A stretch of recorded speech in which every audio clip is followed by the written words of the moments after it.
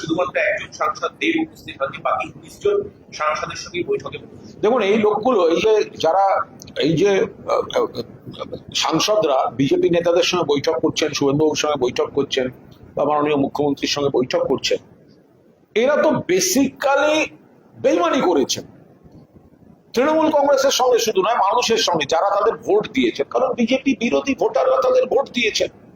এখন ওরা বলছেন যে আমরা এনসিপিআই তে যাবো। আরে ভাই, ভূপেন্দ্র যাদব এনসিপিআই, নরেন্দ্র মোদী এনসিপিআই, অমিত শাহ এনসিপিআই, শুভেন্দু অধিকারী এনসিপিআই।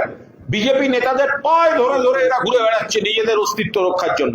বলছে এলাকার উন্নয়নের জন্য নাকি মুখ্যমন্ত্রীর সঙ্গে বসছি। আরে আমরাও তো বিধায়ক, মমতা ব্যানার্জির নেতৃত্বে তৃণমূল কংগ্রেসের বিধায়ক। আমরা উন্নয়নের জন্য মুখ্যমন্ত্রীকে চিঠি দিই, অনেকে অন্য মন্ত্রীদের বলবো, তার জন্য দল বদল করে যাওয়ার কি দরকার? এ তো হাস্যকর ব্যাপার। এরা বিজেপি হয়ে গেছে। এই যারা এখন বিজেপি নেতাদের সঙ্গে বৈঠক করছে, জাঁতা কলে পড়ে গেছে, ভাটা বাসে আটকে গেছে, ফলে তারা এখন তার থেকে উদ্ধার পাওয়ার চেষ্টা করছে বিজেপি নেতাদের পায়ে ধরে ধরে। এবার বিজেপি, তারা কেন্দ্রে ক্ষমতায় আছে, তাদের আইনি প্রোটেকশনটা দিয়ে এমপিশিপটা রক্ষা করছে, কিন্তু সাংসদদের উন্নয়নের সঙ্গে হঠাৎ মুখ্যমন্ত্রীর সঙ্গে বৈঠকের কি সম্পর্ক?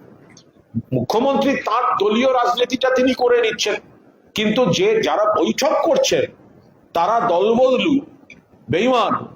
তৃণমূলের জিতে বিজেপির সঙ্গে বৈঠক করে এনসিপিআই তে গিয়ে আবার লোকসভা টিভিতে তারাই নাকি টিএমসি। এটা মানুষের দরবারে গৃহীত হবে না। আর উন্নয়নের জন্য মিটিং করছি, এসব গপ্প আপনারা অন্য জায়গায় দেবেন।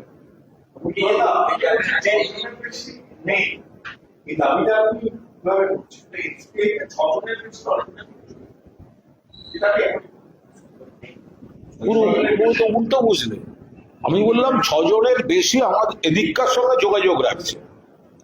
আমি বলছি, কদিন আগেও তো একজন সাংসদ ফোনে কথা বলেছেন, কদিন আগেও তো একাধিক বিধায়ক গিয়ে প্রাক্তন মুখ্যমন্ত্রীর সঙ্গে দেখা করে এসছেন। এখন নানা রকম পুলিশ প্রশাসন, আমি আবার বলছি, পুলিশ প্রশাসনের চাপ দিয়ে এদের অনেককে বাধ্য করা হচ্ছে। কয়েকটা জেনেটিক কথা, সেগুলো বাদ দিয়ে পুলিশটা সরিয়ে নিন না। 17 জন এমপি আর এনসিপিআই নাম করবে না, ছটান মমতাদির পাশে থাকবে। পুলিশটা সরিয়ে নিন না, পুলিশের খেলাটা বন্ধ করুন না। 24 ঘন্টার নোটিশে ওদের এমএলএ দের মধ্যে থেকে 56 জন থেকে 28 জনকে নিয়ে এখানে আমরা মিছিল করব।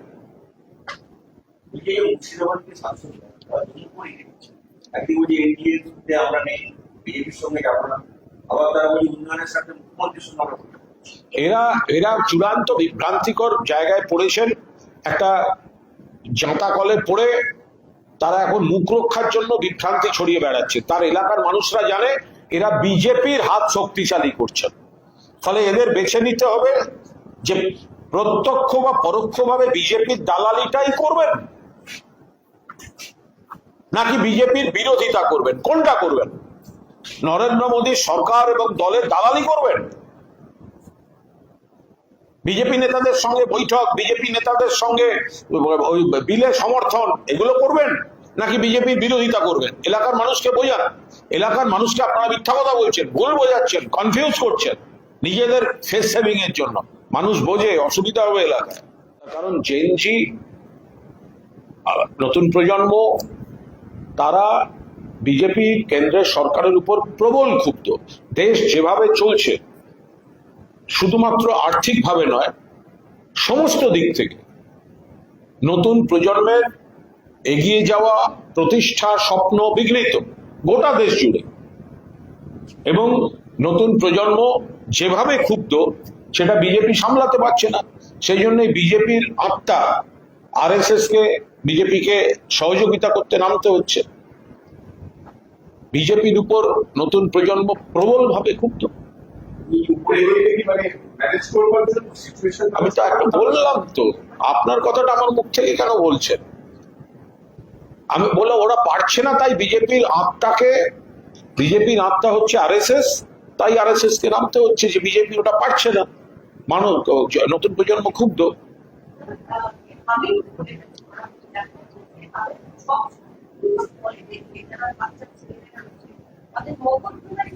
এটা হামিম বলে নয়, যারা এই জঙ্গি দুষ্টু লোক পাজি এগুলোর কাজই হচ্ছে এই নতুনদের মাথা খাওয়া। এটা যুগ যুগ ধরে হয়ে আসছে। ফলে এখন যারা ধরা পড়েছে তাদের নিরপেক্ষ তদন্তের মাধ্যমে তাদের পুরো নেটওয়ার্কটা জানাটাই সব থেকে বড় বিষয়। যেহেতু জঙ্গি সন্ত্রাস দমন এগুলো অত্যন্ত স্পর্শকাতর বিষয় এবং মূলত দায়িত্ব তার সেন্ট্রাল আইবি, কারণ দেশের মধ্যে এরা ঘুরে বেড়াচ্ছে, এ করছে, একের পর এক রাজ্যে এখান থেকে ওখানে যাচ্ছে, ওখান থেকে এখানে যাচ্ছে, এটা সেন্ট্রাল আইবির বিষয়। ফলে এটা তদন্তকারীরা দেখুন।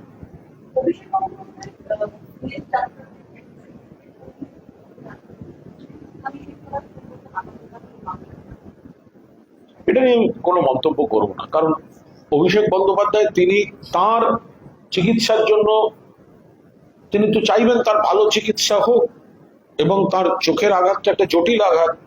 তো এটা তিনি আদালতে গিয়েছেন, সুপ্রিম কোর্টে গিয়েছেন, সেখান থেকে একটি নির্দেশ এসছে। ফলে এটা সম্পূর্ণভাবে একটি আইনি বিষয় এবং কোনো ব্যক্তি তার চিকিৎসার জন্য তার নিজেকে চিকিৎসা করানোর সব রকম অধিকার যে কোনো ব্যক্তির কিন্তু রয়েছে। বিরোধী দলনেতা বললেন যে অভিষেক বন্দ্যোপাধ্যায় বিএসসি কে দিয়ে মানে রয়ে যাবে, কারণ হচ্ছে দুদিন আগে তো অভিষেক চেয়ারে বসলে তার হাতলে বসে থাকতেন। অভিষেক চেয়ারে বসলে হাতলে বসে থাকতেন। আজকে যিনি বিজেপি পোষিত বিরোধী দলনেতা, তিনি তো সিপিএম থেকে বিতাড়িত হয়ে আসার পর অভিষেক বন্দ্যোপাধ্যায় তাকে প্রোটেকশন দিয়েছিলেন। অভিষেক বন্দ্যোপাধ্যায় হস্তক্ষেপ করে এবং আর একজন ব্যক্তি হস্তক্ষেপ করে তাকে কোন কমিটি দেয়া, তাতে তার ইনকামের ব্যবস্থা করা, তারপরে আবার রাজ্যসভা, তারপরে শ্রমিক সংগঠন, তারপরে এবার আবার নমিনেশন, এবং যদি তৃণমূল কংগ্রেস জিততো তখন এই অভিষেক বন্দ্যোপাধ্যায় তাকে মন্ত্রী করতেন। ফলে এবং তিনি উলুবেড়িয়ায় যে বক্তৃতাটা করেছেন ভোটের আগে, নিজের প্রার্থী পরিচয় যে আবেদনটা করেছেন, সেখানেও তিনি মমতা বন্দ্যোপাধ্যায়ের প্রশংসা করে তার সুযোগ্য সেনাপতি অভিষেক বন্দ্যোপাধ্যায়ের প্রার্থী আমি, মানে মমতা বন্দ্যোপাধ্যায় এবং অভিষেক বন্দ্যোপাধ্যায়ের প্রার্থী, এবং অভিষেককে সুযোগ্য বলা এটা তো বিরোধী দলনেতাই করেছেন। এখন তিনি বিজেপির কণ্ঠ, বিজেপি এ রাজ্যে সরকারটাও চালাতে চাইছে, বিরোধী দলটাও চালাতে চাইছে, সেই জন্য বিতর্কিত ভাবে একজনকে বসিয়েছে, যাকে উঠতে বললে উঠবে, বসতে বললে বসবে। তো সেই জন্য কোনো ব্যক্তি অভিষেকের থেকে সমস্ত রকম উপকার পাওয়ার পর, রাজনৈতিক প্রতিষ্ঠা পাওয়ার পর, ব্যক্তিগত প্রতিষ্ঠা পাওয়ার পর, তারপর যখন এই ধরনের রুচি বিরোধী আক্রমণ করে, তাহলে ধরে নিতে হবে কত বড় অকৃতজ্ঞ বেঈমান হলে এটা করে।